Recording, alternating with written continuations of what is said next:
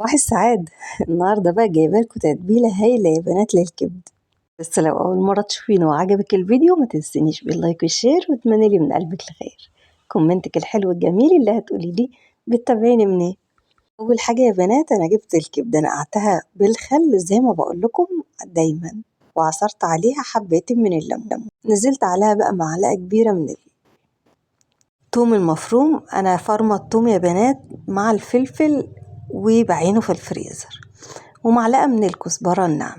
بعد كده على طول في الكبة بتاعتي أو بإيدك عادي هقطع البصل. كمية البصل يا بنات عارفين إن البصل كل ما تزوديه في الكبدة والمحشي كل ما بيديكي مذاق هايل وطعم مميز. بجهز بقى الخضار بتاعه وبقطعه بالشكل اللي حضرتك شايفاه، والخضار اللي معانا بيكون خضار بسيط جدا. عبارة عن إيه بقى؟ عبارة عن بصل، فلفل أخضر، ومعاه فلفل حامي لو بتحبي، ما تنسيش كام حباية كده من الطماطم. أول حاجة يا بنات بجيب الدهن، وهنا الدهن بيدي إضافة مميزة ونكهة هايلة. بس للدهن يا بنات مع شوية كده صغيرين من الزيت. احنا طبعا ما بنحبش الدهون، وزي ما قلتلك وعودتك أنا بنزل هنا بالصينية، بنزل بصينية يا بنات أو بالحوقي زي ما حضرتك شايفة. ما بستخدمش الحل خالص عشان الكبدة ما تنزلش معايا المية بتاعتها. عايزة ادي صدمة حلوة كده للكبدة بالشكل اللي حضرتك شايفاه، بحيث ان الكبدة ما تاخدش معانا وقت وفي نفس الوقت طعمها يكون مميز وهايل. بوزع بقى الكبدة يا بنات بالشكل اللي حضرتك شايفاه، وصدقيني هتبقى أحلى من كبدة الشارع اللي انت بتاكليها. كل ما وزعتي بقى الكبدة عشان تديها الصدمة بتاعتها كل ما الكبدة معاكي استوت بسرعة، ما نزلتش السوائل اللي جواها. انا هنا عايزة ادي للكبدة الصدمة وما نزلش اي سوائل جواها. شايفين اللهم بارك، مجرد ما بتبدأ تاخد اللون بنزل كده بشوية من الفلفل الاسود. وهنا الفلفل الاسود يا بنات بيشيل اي زفارة في اي لحوم. اللهم بارك، الكبدة ما شاء الله هايلة معانا. ريحتها يا بنات ما اقولكوا. التومة هنا يا بنات ادت ريحة جميلة جدا للكبدة ما شاء الله اللهم بارك. تعتبر الكبدة ما شاء الله خلصانة معانا. هنزل بقى بشوية الإضافات اللي قلتلك عليها اللي هي الخضروات، منها هتعلي القيمة الغذائية وفي نفس الوقت هتزود معاكي الكمية. اللهم بارك، الكبدة خلاص. هبدأ إن أنا أعمل فراغ كده في النص بالشكل اللي حضرتك هتشوفيه، عشان طبعا أنزل بالبصل بتاعنا. فرغت كده شوية وبدأت إن أنا أنزل بالبصل يا حبايب قلبي. وهنا يا بنات بقى بصي كمية البصل اللي تحبيه، يعني عايزاكي تعملي الحاجة بحب.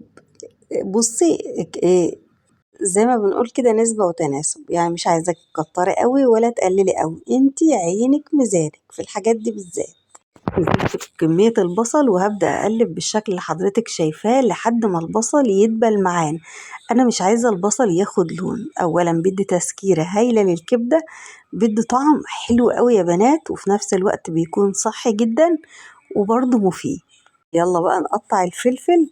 هجيب بقى الفلفل الرومي بتاعي، تقدري تستخدمي أي فلفل أي ألوان. بصي الفلفل الحامي مفيش مشكلة لو ضفتيه كمان على حسب حريتك الشخصية طبعا. وزي ما عملت في البصل هبدأ برضو أعمل فراغ كده في الصينية بتاعت الكبدة زي ما شفتي، عشان أنزل بالفلفل اللي قطعته. تقدري تقطعي في الكبة أو تستخدمي إيدك مفيش أي مشكلة. الأكل يا بنات قلنا له نفس، عايزاكي كده تحبي الأكل تعمليه بحب. اللهم بارك هيطلع معاكي زي الفل. هعمل بقى فراغ عشان أنزل بكمية الفلفل اللي قلتلك عليه. وهنا الفلفل يا بنات كترت أو قللتي عادي مفيش أي مشكلة، أهو بدينا ريحة هايل. اللهم بارك، خلصنا الفلفل وضفناه كمان على الكبدة. هنبدأ بقى ان احنا ندخله زي ما دخلنا البصل بالتدريج بالشكل اللي حضرتك شايفاه كده. اللهم بارك، الكبدة بتاعتنا تعتبر خلصت خلاص. هعمل برضو فراغ وهبدأ ان انا افرم كام حباية كده من الطماطم، ده لو بتحبي الكبدة يكون ليها صوص. اللهم بارك. كمية الطماطم مش عايزاها كتير يا بنات، عايزاها تبقى كمية يدوب تطعم لي الوصفة، تدي طعم حلو وخلاص. ما شاء الله هفرمه ناعم، تقدري تقطعيها مكعبات، تفرميها في الكبة في الخلاط في اي حاجة، مفيش اي مشاكل. برضو زي ما عملنا مع البصل والفلفل هنعمل برضو فراغ، وهنزل بكمية الطماطم اللي احنا فرمناها. ادخل بقى كمية الطماطم يا بنات مع الكبدة والخضار اللي احنا عملناه.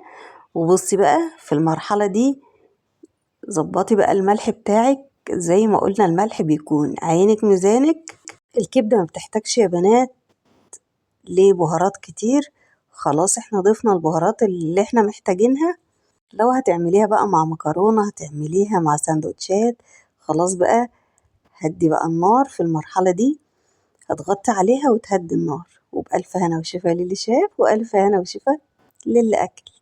خلصت الكبدة بتاعتنا، اللهم بارك، مش بتاخد وقت خالص يا بنات. زي ما قلتلك الملح عينك ميزانك، ظبطيه. وبألف هنا وشفا على قلوبكم. لو وصلتي بقى لحد هنا وشايفة ان الكبدة تستاهل منك لايك، يا ريت ترفعي الفيديو بلايك حلو منك، كومنتك الجميل اللي هتقوليلي بتتابعيني منين. في نهاية الفيديو ما تنسوش تحبوا بعض.